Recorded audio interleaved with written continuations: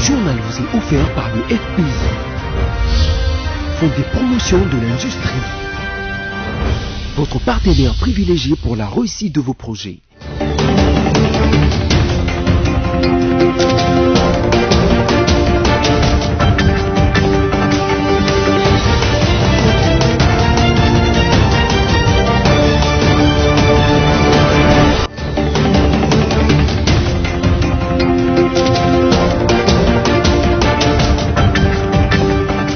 Bienvenue à vous sur BSC Télévision, ravi de vous retrouver pour votre journal. Voici les titres. Le chef de l'État congolais, Félix Antoine Tshisekedi Tshilombo, a présidé ce mercredi 7 octobre 2020 par vidéoconférence le mini-sommet quadripartite de chefs d'État duquel ont participé, outre la RDC, l'Ouganda, l'Angola et le Rwanda. Et puis, le comité laïque de coordination exige la démission du ministre de la décentralisation, Maître Azarias Rouberoy. Les laïcs catholiques estiment que Rouberoy a illégalement installé un bourgmestre à Minembwe. Enfin, en sport, 6 joueurs dont Gaël Kakuta et Chancel Mbemba déclarent forfait pour le stage au Maroc. Encore une fois, bienvenue dans ce journal. Le chef de l'État congolais, Félix Antoine Tshisekedi Tshilombo, a présidé ce mercredi 7 octobre 2020 par vidéoconférence le mini-sommet quadripartite de chefs d'État duquel ont participé, outre la RDC, l'Ouganda, l'Angola et le Rwanda. Merveille Bavabebaï pour les commentaires. Ouverture mercredi 7 octobre à Goma, chef-lieu de la province du Nord Kivu, du mini-sommet quadripartite RDC Angola, Ouganda RDC par Félix Antoine Tshisekedi Tshilombo, président de la République. Par vidéoconférence, Joao Lourenço, Paul Kagame et Yoweri Museveni ont répondu à l'invitation de leurs homologues congolais autour des questions d'intérêt commun en vue d'apporter des solutions idoines à la sécurité et d'examiner d'autres dossiers diplomatiques, du commerce transfrontalier et de la santé. Les chefs d'État vont raffermir les relations des bons voisinages par le renforcement de la coopération pour la pacification de l'Est de la République démocratique du Congo et de la région des Grands Lacs. Dans son allocution, Félix Antoine Tshisekedi Tshilombo a remercié ses homologues pour leur disponibilité. Ces assises seront sanctionnées par un communiqué final contenant les recommandations. Le deuxième jour du chef de l'État, Félix Antoine Tshisekedi Tshilombo, dans la ville de Goma, était consacré aux consultations des couches sociales de la province du Nord Kivu. Retour sur cette journée, toujours avec Merveille Bavabebaï.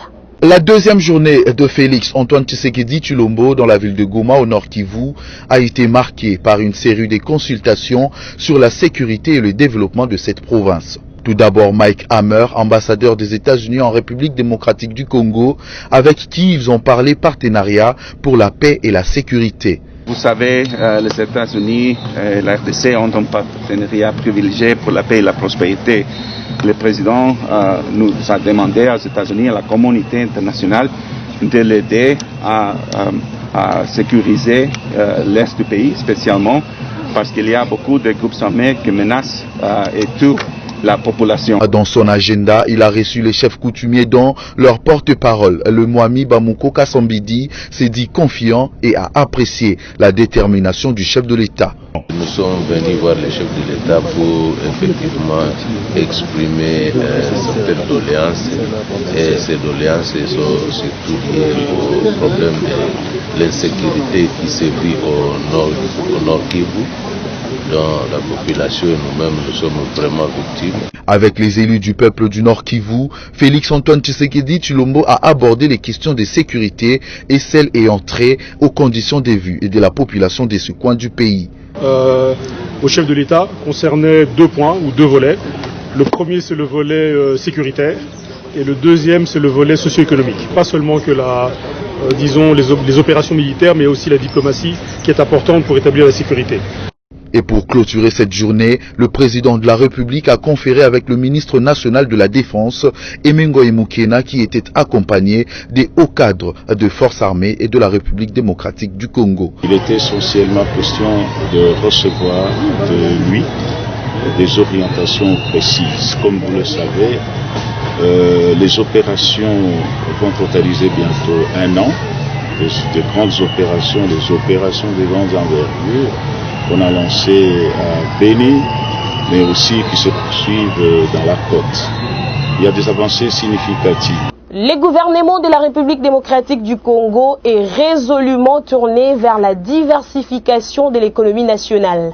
Le Premier ministre Sylvestre Ilunga Ilunkamba, au cours de la réunion traditionnelle du Comité des conjonctures économiques CCE, tenue mardi 6 octobre 2020 à la primature, est revenu sur la nécessité de multiplier les efforts pour développer d'autres secteurs générateurs de recettes. Merci Mayangila.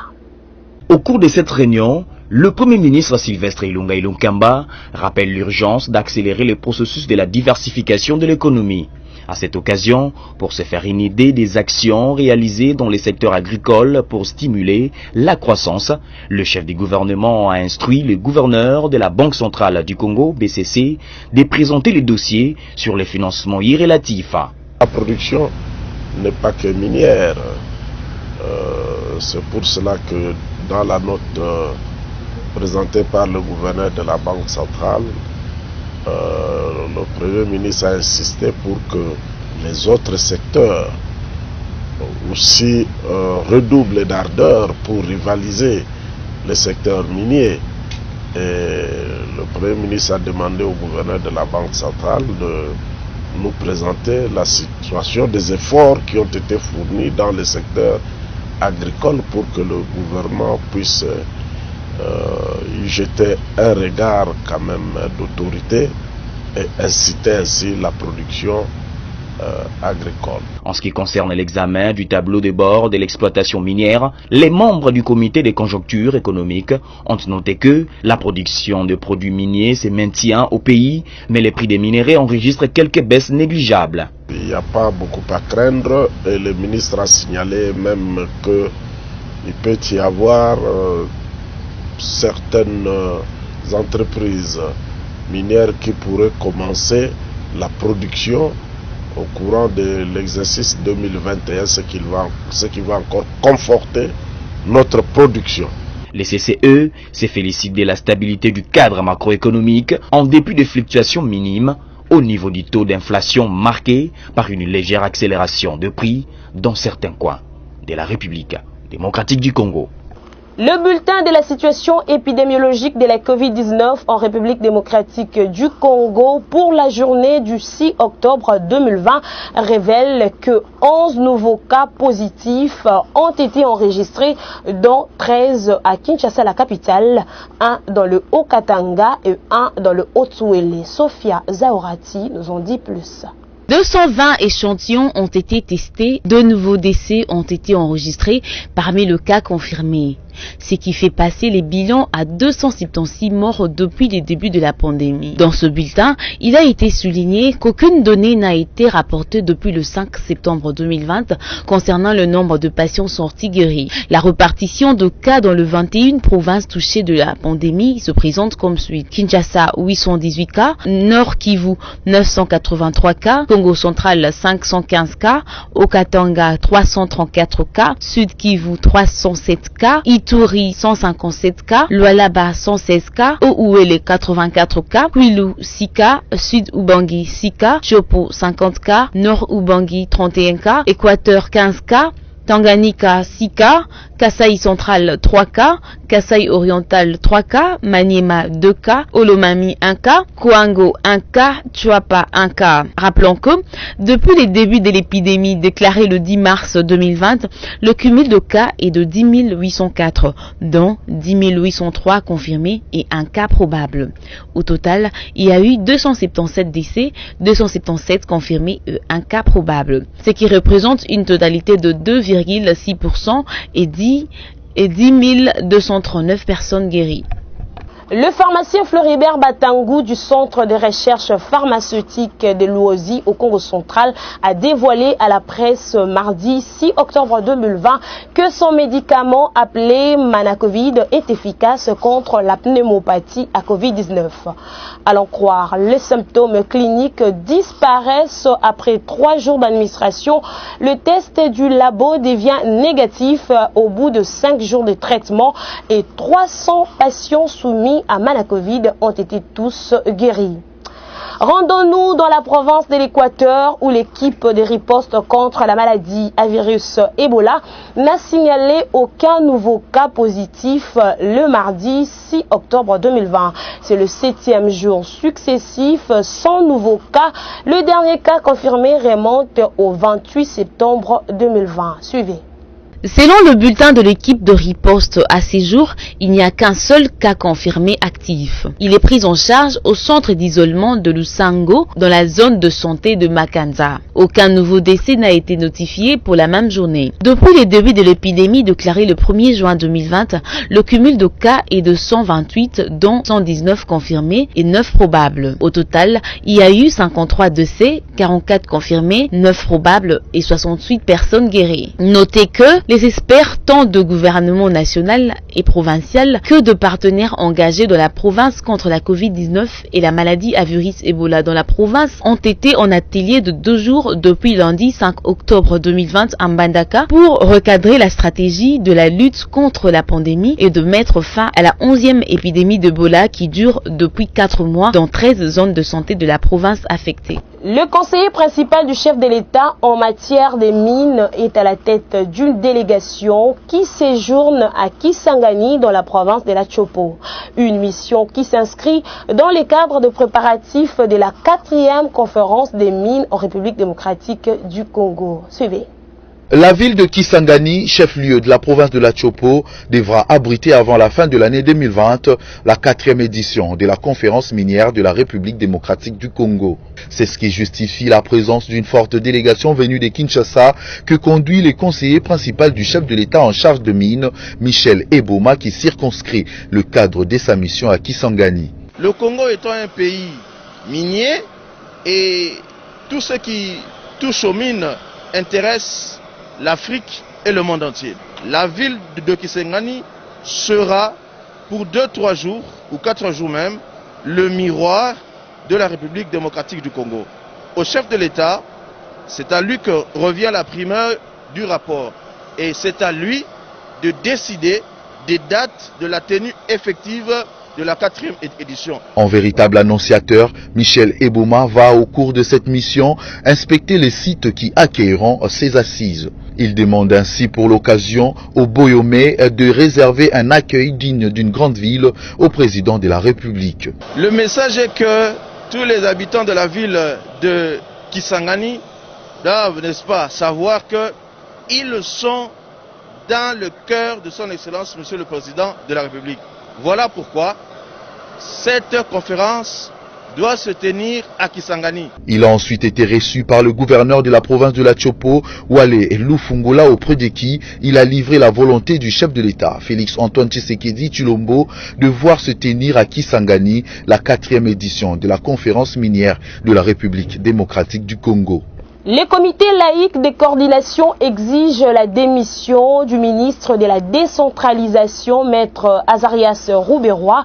Les laïcs catholiques estiment que Rouberoy a illégalement installé un bourgmestre à Minembwe. Les détails avec Liévin Luzolo. D'après le CLC, cet acte posé par Azarias Rouberoy, qui a soulevé une polémique interne comme à la diaspora, vient une fois de plonger la République démocratique du Congo dans un cycle de violence incontrôlable. Appelant les gouvernements de la RDC à préserver l'intégrité territoriale, le CLC exige par ailleurs la suppression pure et simple du ministère de la décentralisation ainsi qu'à la démission de son ministre. À en croire les mouvements des laïcs catholiques, son ministère est source de confusion. Dans le cadre de la réduction du train de vie des institutions de l'État, la suppression du ministère de la décentralisation doit être envisagée car il est source de confusion puisqu'il empiète dangereusement sur les attributions du ministère de l'Intérieur. D'ores et déjà, la démission de son titulaire s'impose d'elle-même, a-t-on lu sur les communiqués du CLC signés en date du 6 octobre. À la même occasion, le CLC demande au gouvernement de confirmer toutes affaires cessantes la suspension de la disposition de mise en place de Mounemboé comme commune rurale. Au gouvernement de la République, les CLC demandent avec insistance de confirmer toutes affaires cessantes la suspension de la disposition de mise en place de Mounemboé à l'instar de toutes les autres communes rurales de la République démocratique du Congo, poursuit les 10 communiqués. Par ailleurs, les CLC annoncent qu'il n'hésitera pas à prendre toutes ses responsabilités en cas de besoin. Outre la présidence de l'Union nationale de la presse du Congo, qui sera dirigée par Joseph Boukar Kassonga Chilunde, le candidat au poste à pouvoir sont connus. Sylvie Bongo, notamment, a été élue au poste de la trésorière générale. Liava Luzolo nous en dit plus. Le congrès de l'Union nationale de la presse du Congo UNPC s'est poursuivi hier mardi dans la cité de Mwanda en province du Congo central, située dans le sud-ouest de la République démocratique du Congo. Ce 9e congrès d'évaluation de la marche de la corporation est aussi électif. Pour ce faire, la commission électorale a rendu publique la liste validée des candidatures aux différents postes à pourvoir, dont voici l'intégralité. À la présidence, nous avons Kassonga Chilunde, au premier vice-président Gabi Kuba Bekanga, à la deuxième vice-présidence Michel Chabani, section Maniema, au secrétariat général Zephi Zegbia, au secrétariat général adjoint Béatrice Nyamulunda, section Okatanga, à la trésorerie générale nous avons Sylvie Bongo, à la trésorerie générale adjointe Damas Echolé. Ici est de rappeler que 2 conseillers ont été validés, dont Pierre Sosten Kambidi du Kasaï central. Dans la province du Nord Kivu, une tension à Mugunga. Les habitants contestent l'insécurité grandissante qui sévit dans leur entité. Ramazani Saloumou. Des habitants du quartier Mukunga, situé à quelques kilomètres à l'ouest de la ville de Goma, se sont réveillés ce mercredi 7 octobre 2020 sous une forte émotion, barricadant en premier lieu la route Goma-Sangé au niveau de l'endroit appelé Mukunga 1. Une manière pour eux de contester l'insécurité grandissante qui sévit dans leur entité depuis plusieurs jours. Maintenant, selon la société civile de cette entité qui livre l'information, cette nouvelle manifestation fait suite à la montée de l'insécurité dans cette partie de la ville. Le cas le plus récent est le kidnapping d'un couple et un homme par des bandits armés qui ont fait incursion dans ces quartiers aux environs de 18 heures. Ces derniers est aussi blessé par balle 2 autres personnes qui ont été vite acheminées à l'hôpital Sebekandosho pour des soins. Notons, la population du Nord Kivu demande les services de sécurité de faire tout pour les déploiements de militaires en patrouille dans cette zone avant 16 heures pour assurer la sécurité des personnes et leurs biens. En sport, 6 joueurs dont Gaël Kakuta et Chancel Mbemba déclarent forfait pour les stages au Maroc. C'est la Fédération congolaise de football, association FECOFA, qui a annoncé mardi 6 octobre 2020 que ces 6 joueurs ont communiqué leur absence pour des raisons diverses. Merci, c'est Mayangila pour les commentaires. Les groupes de léopards en rassemblement s'agrandit depuis le début de la semaine. Plusieurs joueurs, dont Kebano et Tisserand, sont arrivés mardi au Maroc. Cependant, plusieurs autres léopards ne feront pas les déplacements pour ces stages dans le royaume du Maroc. Parmi les joueurs qui seront absents, on cite les milieux offensifs du RC Lens, Gaël Kakuta, les défenseurs centrales des FC Porto, Chancel Mbemba ou encore les gardiens Anthony Mossi. D'après les communiqués de la FECOFA, ces forfaits définitifs sont notamment liés au manque de disponibilité des vols aériens pour Peter Matumossi, les responsabilités parentales pour Kakuta et Mbemba et le Covid-19 pour Nike Kabamba. La fédération n'a pas communiqué si ces joueurs seront remplacés pour le stage. Pour rappel, les Léopards vont disputer 2 matchs amicaux contre les Maroc et les Burkina Faso lors de cette trêve FIFA. Ces explications serviront tout naturellement des préparations pour la double confrontation contre les Palancash Negrash de l'Angola au mois de novembre prochain. Ce sera pour le compte des éliminatoires de la Coupe d'Afrique des Nations, Cameroun 2022. Toujours en sport, la première journée de la 26e édition de la Vodacom Division Première a livré ce secret et a permis aux passionnés du football de se faire une idée de ce que sera cette saison. Les habitués au titre vont-ils confirmer leur statut des favoris ou va-t-on assister au bouleversement de la hiérarchie? Samy Bossongo nous parle de ce qu'a été l'ambiance de cette première journée de la Vodacom Division Première. Les amoureux du football se sont fait une première idée de l'ambiance de cette saison à la Vodacom Ligue 1 au terme de la première journée de la 26e édition, débutée le vendredi 2 octobre. Parmi les habitués et prétendants au titre, seule l'association sportive Vita a su convaincre et a promis une saison olympienne. DSMP et tout-puissant Mazembe se sont vus imposer des scores paritaires par des adversaires pourtant à leur portée. Et les relégués dans les oubliettes de la première journée auront été Don Bosco, Sanga Balende, JSK et AS Dauphin Noir. La rencontre entre le FC Lupopo et le Bumbashi Sport du samedi 3 octobre a été reportée. Le champion en titre, le tout-puissant Mazembe, malgré son recrutement brillant, n'a pas rassuré face à son plus grand challenger. L'association sportive Vita qui, elle, a affiché ses ambitions pour cette saison, non seulement par les qualités individuelles des joueurs, mais aussi par le jeu produit. Est-ce parce que la compétition s'annonce serrée que les Corbeaux-Luchons n'ont pas voulu lâcher les 2 points perdus aux prises avec le premier FC Blessing?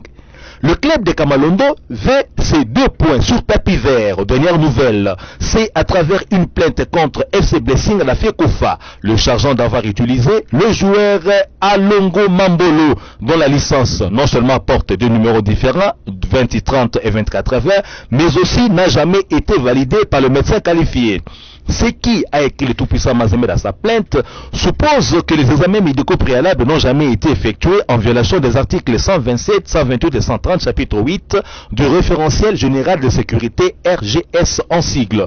Malgré ce dossier, la fête est à l'avant-scène de la Vodacom Ligue 1 26e édition, dont l'aurore de la 2e journée a porté les affiches alléchantes comme DSMP et Mané Maïunion au stade de Martyr à Kinshasa.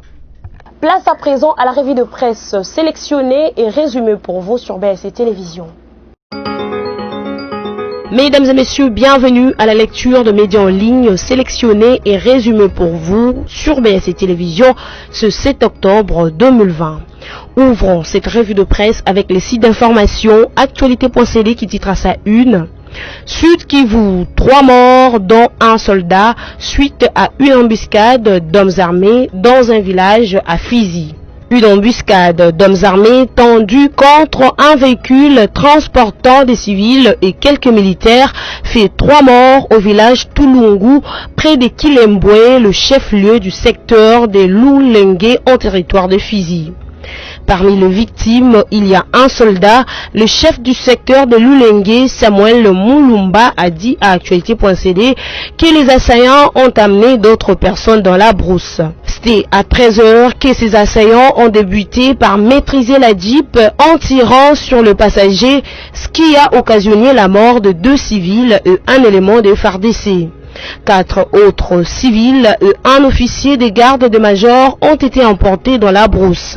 Poursuivons cette revue de presse avec le site Radio Okapi qui titre à sa une « Kinshasa, plusieurs parents s'activent pour bien préparer la rentrée scolaire ». À moins d'une semaine de la rentrée scolaire prévue lundi 12 octobre 2020, les parents s'activent pour bien préparer la rentrée scolaire de leurs enfants. Ils se rendent au grand marché pour acheter les objets classiques ou ajouter ce qui manque encore à leurs enfants. Il ne reste que quelques jours pour que les cours reprennent pour les élèves de l'école primaire, secondaire et professionnelle pour l'année scolaire 2020-2021.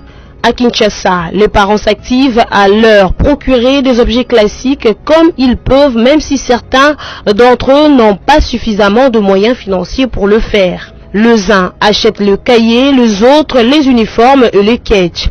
Et d'autres encore achètent les livres. Un parent trouvé en train de se procurer les livres de ses enfants affirme qu'il achète dans le magasin situé sur l'avenue du Commerce parce qu'ils sont vendus à des prix abordables comparés à ce que l'école fixe comme prix. Bouclons cette revue de presse avec les sites d'information Forum des As qui note à sa une Face aux agents et cadres de la DGRK, Jean-Tini Ngobila réitère sa détermination à lutter contre le coulage des recettes.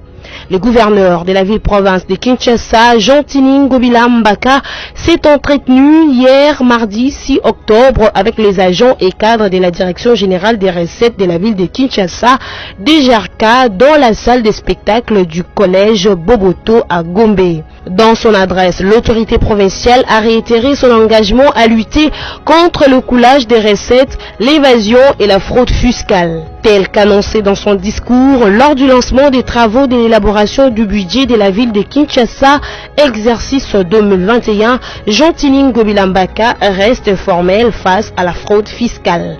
Mesdames et messieurs, cette revue de presse est terminée. Merci à vous de l'avoir suivie.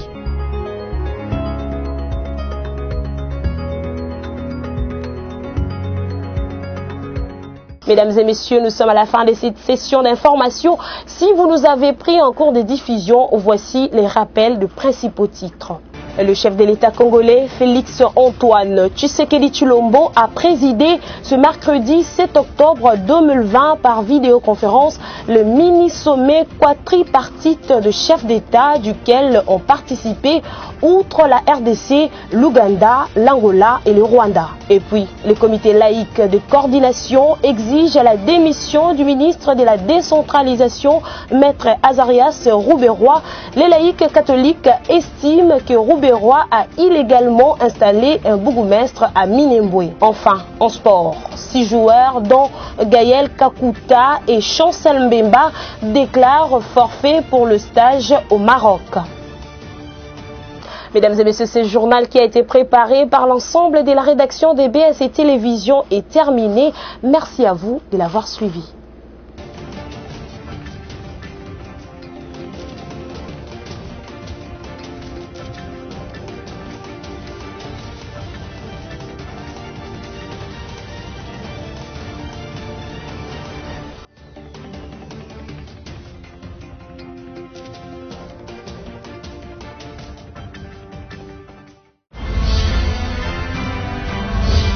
Ce journal vous a été offert par le FPI, Fonds des promotions de l'industrie, votre partenaire privilégié pour la réussite de vos projets.